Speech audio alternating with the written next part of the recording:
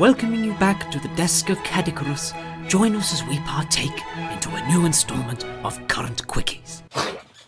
Hello my duckies, and this time we'll be having a look at Angry Video Game Nerd Adventures 2 on PC. Q. This game is a great step up and improvement over the original, which I personally believe I was a little bit too forgiving with back in the day, what with all of its lazily cobbled together death plots that instantly kill you to substitute difficult level design and its tedious boss encounters. But now, this is how you do an independently made sequel.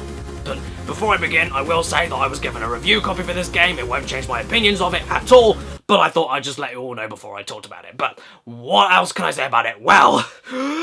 This game is very much a sequel done very, very right. I was a little more forgiving in my game critique back in the day, so with the original AVGN Adventures, I missed out quite a lot of the glaring flaws and let them pass. But now looking back and being able to see the differences between this game and the original, it's clear that Freak Zone took every criticism from the first game and changed it up and added new mechanics and challenges all for the better. The first thing to note is how visually outstanding it is, especially compared to the original. Sure, it's the same style, but it's way more detailed, way more vibrant with extravagant 80s neon nonsense to match up with the era of games it replicates on a gameplay term, and way more varied with more locations based off of the nerd's worst nightmare games that will please the fans but also be varied enough for people who don't know the source material at all. There are also way more particles, tons of pixelated gore and body parts to kick around, and all with no slowdown at any point. The plot in a game like this has never been of any depth or concern, and it's very much the same here, so not much time at all is devoted to it. But what I can say is that compared to the original, the writing and humour is a lot more based around original gags and less about references. And they were slightly hit and miss for me personally, but I still found it more refreshing, more original, nothing bad at all, pleasing both nerd fans and newcomers. The sound design as well is incredible. The soundtrack is epic on every level, much like the first game. The sound effects are more punchy and satisfying than the first game, and the detail with everything muffling as you go underwater is great and brilliant for the atmosphere. With gameplay, it's very similar to the original with fantastic controls and fast-paced action, but it's been tweaked in all the right ways. There are brand new permanent upgrades and replacements to unlockable characters, but the great thing about them is that they can change up the gameplay enough to make the journey a lot easier and more dynamic for you, but at a cost near impossible to find and hard to get, with the exception of the grip loaf, is an already great addition. Any upgrades you do find in the game are a godsend and brilliant to use, and the way they're brilliantly hidden in each of the worlds adds another layer to the game instead of just constant shooting. You can even grab power-ups for use a little bit later down the road, such as health canisters a la Mega Man. The shooting feels much better than ever before with the added visual and auditory flourishes and the fact you can shoot 360 degrees whenever you want as you move or stand still. The overuse of insta-kill traps and those damn death blocks have almost been entirely removed, and when they are used, they're used very sparingly and a lot less stupid ways than before to help the difficulty be about the level design and enemy behaviours more than the poor footing. Because of this, more focus went to the enemy behaviours themselves and how they work around the stages, and the challenges overall very high but always manageable. And the bosses here are way better than they were before, and interestingly enough, sometimes even harder than before, but way better design, removing the simple figure 8 patterns and oftentimes being unpredictable and basing their patterns around your movements, which whenever I died didn't make me want to rage quit. The only parts of the bosses I didn't like were actually the mini bosses against the nostalgia critic. It was cute to see in the first stage and a decent first encounter to test you ready for the rest of the game, but on every return he makes, his attacks never change, the battles are the same, and it never goes anywhere gameplay or story wise, they're just kind of there. But another great thing about the game is its structure. Not only is it a deeper and longer game, but the stage by stage open-ended progression of way smaller stages is not only great for getting a game over and needing to only try that one stage again instead of replaying 30 minutes of a stage like in the original, but also makes a Super Mario Bros. 3 styled level selecting with a choice to pick any visually and gameplay distinct levels on the fly whenever you don't feel like finishing a world, and it makes it more fun to play, along with being less of a chore with the snappier stage length. But hey, for one last thing, even though getting the nerd cartridges in very well hidden locations adds a nice layer to the game, why do they do pretty much nothing other than give you bragging rights? There's something definitely here, but the potential was a little bit wasted on them. But anyway, to finish up, AVGN Adventures 2 is a great sequel to a decent game that does a lot right, and for 2D running and gunning platformers misses out on just a few areas for it to be Freak Zone's masterpiece. Is it perfect? No, not quite, but it's certainly in my opinion worth your time, and if you didn't like the original for whatever reason, I promise that you'll find a lot more to love with this game because I certainly did.